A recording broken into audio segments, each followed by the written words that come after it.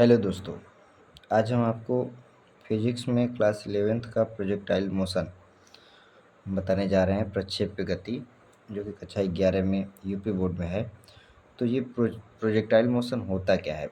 जब किसी ऑब्जेक्ट को, जब कोई वस्तु को ऊर्ध्वाधर ऊपर की दिशा से भिन्न, किसी वस्तु को ऊर्ध्वाधर ऊपर की दिशा से भिन्न किसी दिशा में हम जब फेंकते हैं, तब उसके द्वारा जो गति होगा उस गति का नाम हो जाएगा प्रक्षेप्य गति। ऊर्ध्वाधर को छोड़कर किसी भी दिशा में यदि वस्तु को ऊपर की तरफ गति कराया जाएगा, तब उस गति का नाम क्या होगा? प्रक्षेप्य गति। ध्यान दीजिए, इसमें वस्तु स्टार्टिंग पॉइंट जहाँ से कि उसको प्रोजेक्ट किया जाएगा और उसके बाद फाइनल जहाँ पे वो पहुँचेगा, उसके बीच की न्यूनतम जो दूरी होगा, प्रारंभिक बिंदु और अंतिम बिंदु के बीच की जो न्यूनतम दूरी होगा या डिस्टेंस होगा, उसको कहते हैं रेंज परास। इसका क्या नाम होता है? क्षैतिज परास। ये मैक्सिमम हाइट पे जो ऑब्जेक्ट है वह मैक्सिमम हाइट पे यहाँ पहुँचता है, फिर इसके बाद वह ऊर्ध्वाधर जो ऊपर गया था वह वहाँ से नीचे आ जाता है। तो अब प्रक्षेप्य गति में आप लोग फिर से ध्यान दीजिए। प्रक्षेप्य गति में किसी वस्तु को ऊर्ध्वाधर दिशा से भिन्न किसी दिशा में जब फेंका जाता है तो उसकी गति को क्या कहते हैं? उसकी गति को प्रक्षेप्य गति कहते हैं। और उसके द्वारा ये जो पथ होता है उस पथ को क्या कहते हैं? प्रक्षेप्य पथ। यह पथ वक्र के आकार का होता है। कैसा होता है? वक्र के आकार का होता है। जिस बिंदु से वस्तु को प्रोजेक्ट किया जाता है, प्रक्षेपित किया जाता है, उस बिंदु को कहते हैं प्रक्षेपण बिंदु, पॉइंट ऑफ प्रोजेक्शन कहते हैं इसको। ठीक है, आगे चलते हैं। तो अब ये यहाँ पे वस्तु को जब प्रोजेक्ट किया जाता है तो इसको वेग दिया जाएगा। प्रारंभिक वेग जब इसको दिया जाएगा तब जाके यह वस्तु ऊपर की तरफ जाएगा। अब इस वेग को यदि हम घटक लेते हैं इसका, तो मान लेते हैं थीटा कोण पे प्रोजेक्ट किया गया वस्तु को। कितने कोण पे? थीटा कोण पे प्रोजेक्ट किया गया ऊपर की तरफ।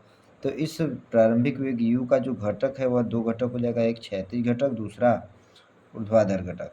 क्षैतिज घटक u का क्षैतिज घटक मान लेते हैं क्या है? u x. और वहीं u का ऊर्ध्वाधर घटक मान लेते हैं क्या है? u y। ठीक है, तो हम लोग क्षैतिज घटक का फार्मूला जानते हैं। u x बराबर क्या हो जाएगा? u cos theta. और वहीं u y बराबर क्या हो जाएगा? u y बराबर हो जाएगा u sin थीटा। ठीक है, इसका यूज आगे चल के होगा। तो अब आगे आपको एक डेरिवेशन बताते हैं जो कि प्रक्षेप्य से संबंधित है। तो प्रक्षेप्य का उड्डयन काल, प्रक्षेप्य का उड्डयन काल क्या होता है वो समझिए। कह रहा है प्रक्षेप्य का उड्डयन काल, उड़ने वाला समय। मतलब कोई भी वस्तु जब प्रक्षेप्य गति करता है तो वह कितने समय तक उड्डयन कर रहा है, उस समय को नाम देते हैं उड्डयन काल। जितने समय तक यह पृथ्वी की सतह से ऊपर उड़ता है उतने समय का नाम क्या होगा? प्रक्षेप्य का उड्डयन काल।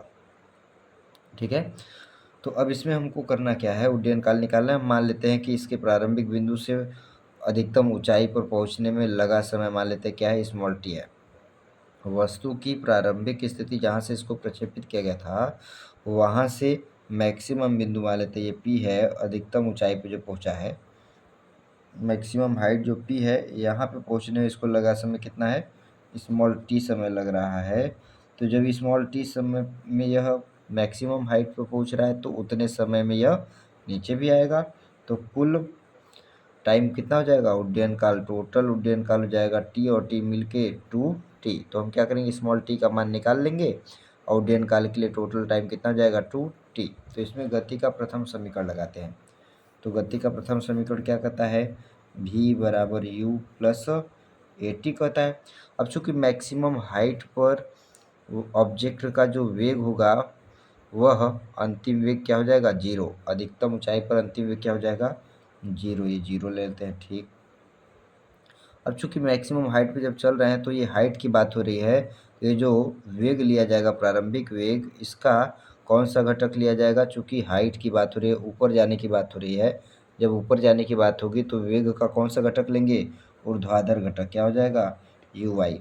और नीचे से ऊपर जाएंगे तो त्वरण की जगह गुरुत्वीय त्वरण हो जाएगा माइनस जी। जब नीचे से ऊपर जाने की बात होगी तो त्वरण की जगह गुरुत्वीय त्वरण हो जाएगा माइनस जी, आगे रहेगा स्मॉल टी। ठीक है, ये जी टी माइनस में इधर लेके आएंगे तो जी टी क्या हो जाएगा, प्लस में हो जाएगा, बराबर कितना, यू आई का मान रख देते हैं, हमको स्मॉल टी निकालना है।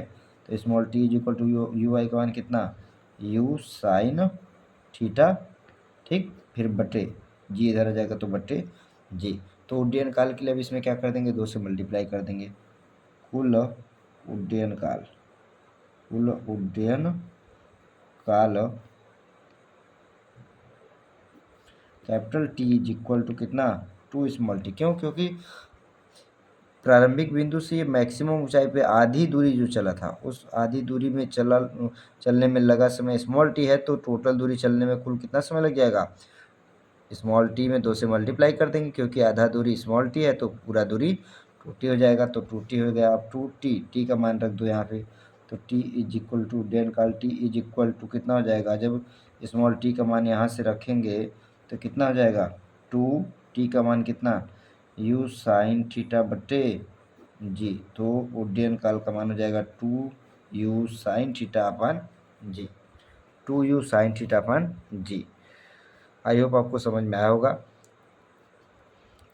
धन्यवाद, थैंक यू।